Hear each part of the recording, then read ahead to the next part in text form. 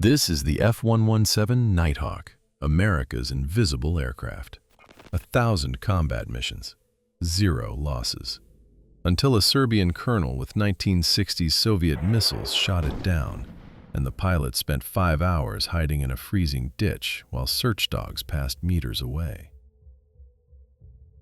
Serbia, March 27, 1999, 8 o'clock in the evening. War rages over the Balkans. NATO has been bombing Yugoslavia for 4 nights straight.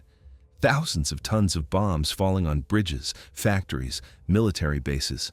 And right now, in the darkness, a black angular shape slices through the sky toward Belgrade. F-117 Nighthawk. Call sign, Vega 31. Name painted on the nose, something wicked. This isn't just an aircraft. It's a revolution in warfare. The world's first operational stealth fighter. A machine specifically designed to be invisible to radar. Here's how stealth works. Conventional aircraft reflect radar waves back to their source, like a mirror bouncing light. The bigger the plane, the bigger the reflection, the easier to see. The F-117 is different. 42 flat surfaces angled so precisely that radar waves scatter in every direction except back to the receiver. Add radar-absorbing coating, and a fighter-sized aircraft has the radar signature of a ball bearing. For enemy radar operators, finding an F-117 is like trying to spot a hummingbird in a thunderstorm. In the Gulf War, F-117s flew over Baghdad, the most heavily defended city on Earth, like ghosts. Iraqi radars saw nothing. Missiles flew into empty sky. Over 1,200 combat missions, not a single aircraft lost, not even damaged. The F-117 wasn't just successful, it was untouchable. In the cockpit sits Lieutenant Colonel Dale Zelko, 35 years old, Gulf War veteran, hundreds of hours flying the Nighthawk. This is his 3rd mission over Yugoslavia. Routine. Under his flight suit, against his heart, a young technician placed a folded American flag before takeoff. For luck. Zelko took it. He'd be home in a few hours anyway. But tonight is different. The EA-6B Prowlers, electronic warfare aircraft that jam enemy radar and carry missiles that hunt radar transmitters, are grounded. Weather too bad. Command makes a decision. F-117s don't need escort. They're invisible. That decision will cost them an aircraft. 600 kilometers away, someone has been waiting for this moment for years. Lieutenant Colonel Zoltan Dani commands a surface-to-air missile battery. His weapon, the S-125 Neva, Soviet technology from 1961. By 1999 standards, a museum piece. But Dani understands something the Americans don't. Stealth technology was designed to defeat modern high-frequency radars. The F-117's angles scatter short wavelengths perfectly, but long wavelengths behave differently. They bend around edges, diffract. Dani's ancient P-18 radar operates on long waves. It can't get a precise lock, but it can tell him something's out there, a ghost, a shimmer where there should be nothing. That's enough, because Dani has been studying his prey. In Iraq, F-117 pilots never flew the same route twice. Total unpredictability. But over Serbia, same corridors, night after night, same timing, overconfidence. And tonight, Dani knows the radar-hunting prowlers aren't flying. He can keep his fire control radar on longer than usual. Tonight, he can take the risk. 8:10 p.m. Dani's P-18 radar picks up a shimmer, faint, inconsistent. 23 kilometers out, he activates his fire control radar. First sweep, 20 seconds, nothing. Second sweep, nothing. The ghost is drifting toward the edge of his range. In minutes, it'll be gone. Every instinct says, shut down, relocate, wait for another night. But the prowlers are grounded. No missiles will come hunting his radar. Third sweep. At that exact moment, 8:15 p.m., Dale Zelko presses his release button. The bomb bay doors swing open. 2 Pavway bombs drop toward a target below. And for 5 critical seconds, the invisible aircraft becomes visible. Inside the bomb bay, there's no stealth coating, no careful geometry, just wires, mechanisms, metal surfaces at every angle. A radar reflector the size of a small car, suddenly exposed to the sky. Danny's radar locks on. 13 kilometers, solid return. Launch! 2 V601M missiles roar off the rails. Speed, Mach 3.5, 3.5 times the speed of sound. Time to target, 11 seconds. Zelko sees them. 2 bright dots punching through the clouds, rising fast, coming straight at him. He knows exactly what they are. The F-117 has no defensive systems, no chaff, no flares, no jamming. The entire design philosophy assumed it would never be seen. Zelko has 3 seconds, no time to evade, nothing to deploy. All he can do is watch. The first missile screams past, close enough to shake the aircraft. Its proximity fuse fails to trigger, 1 heartbeat of hope. The second missile detonates 15 meters away, 70 kilograms of explosive, 4,500 steel fragments. Something wicked shudders. Bucks! The controls go dead. The aircraft rolls inverted, falls. G-forces pin Zelko to his seat. His arms weigh 1,000 pounds. The instrument panel is above him now, the dark earth somewhere above that. He claws for the ejection handle between his legs, every inch a battle against the spinning aircraft. His fingers find it. He pulls. 14 Gs slam him into the seat. The canopy blasts away, cold air, spinning darkness. Then, the parachute opens. Silence. Zelko hangs beneath his canopy, watching the burning pieces of his aircraft spiral down into Serbian farmland. 8 years of invincibility ended in 11 seconds. He hits the ground hard, a freshly plowed field, flat, open, no cover for hundreds of meters, 1.5 kilometers away, burning wreckage visible for miles. 15 kilometers north, Belgrade. 10 kilometers east, the airbase he just bombed.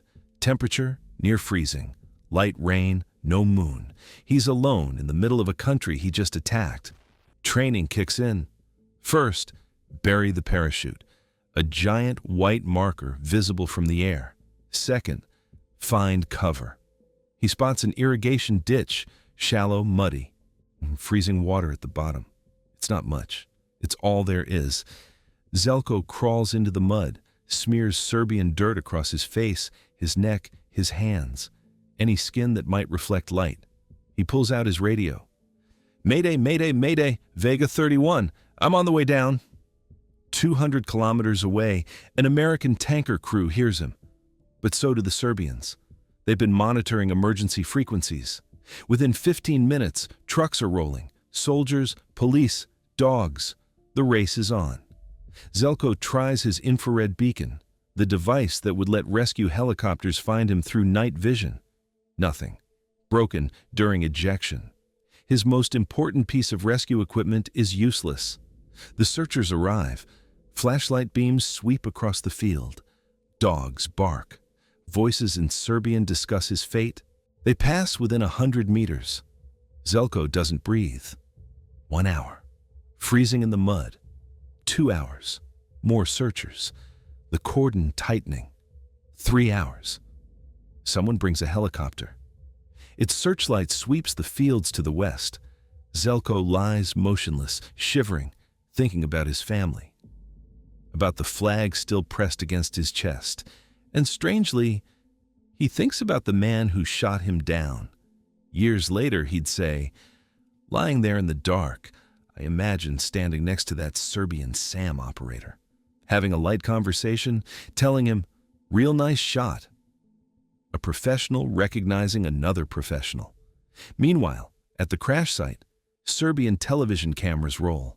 Civilians spray paint a message on a surviving piece of wing. Sorry, we didn't know it was invisible. The images go global within hours. The invincible aircraft, reduced to burning scrap. Now they need the pilot. Tuzla Air Base, Bosnia. 90 minutes after the shootdown, the largest rescue operation of the war is spinning up. 3 helicopters, para-rescue men, the Air Force's elite, F-15S and F-16S for cover, a 10S for close support, EA-6B Prowlers finally airborne to jam Serbian radar. Dozens of aircraft, hundreds of personnel, all for one man in a ditch. But there are problems. Communication failures, wrong coordinates.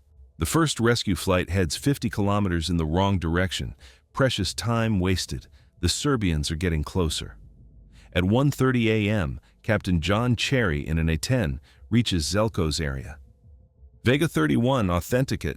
He asks questions only Zelko can answer. Mother's maiden name, first pet. Information no interrogator could extract.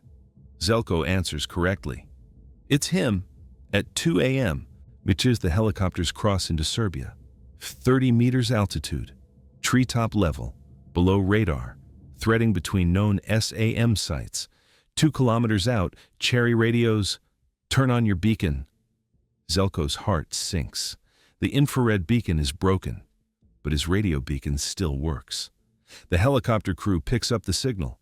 Zelko rises from his ditch, 5.5 hours in freezing mud, muscles cramped, body temperature dangerously low. None of it matters. The helicopter is here. He runs, stumbles, arms raised, hands grab him, pull him through the door. He collapses on the helicopter floor. Safe. Later, intelligence will determine Serbian search teams were minutes from his position. 15 more minutes, and this story ends differently. The crew chief keys his radio. PC is aboard. Precious cargo. The lead pilot, Captain Cardoso, will later summarize the mission. 37 went in. 38 came out. On the flight back to Italy, Zelko hears a clicking sound from his equipment bag. His infrared beacon, the one that wouldn't work when his life depended on it, has finally turned on. You've got to be kidding me. The wreckage of something wicked never left Serbia. Today it sits in the Aviation Museum in Belgrade, the only F-117 ever shot down. Fragments went to Russia and China. Analysts believe they helped develop the Su-57 and J-20 stealth fighters, the aircraft now challenging American air dominance. The F-117 was retired in 2008, 12 years later. Zoltan Dani runs a bakery now in his hometown. Dale Zelko, retired from the Air Force, comes to Serbia to find the man who shot him down. They meet, shake hands, share coffee and apple strudel. The conversation lasts hours. "That was a hell of a shot," Zelko says. Dani laughs. "We practiced for years. You were the first one to give us a chance to prove it." At a documentary premiere in Belgrade, someone asks Zelko, "How can you be friends with the man who almost killed you?" His answer, "He was doing his job. I was doing mine. The war ended, but the people remained." On March 27, 1999, 2 men tried to kill each other in the darkness over Serbia. One fired missiles, the other dropped bombs. 20 years later, they share coffee and laugh about the night that changed both their lives. War creates enemies. Time, sometimes, creates friends. The invisible aircraft fell from the sky, but the people on both sides remained.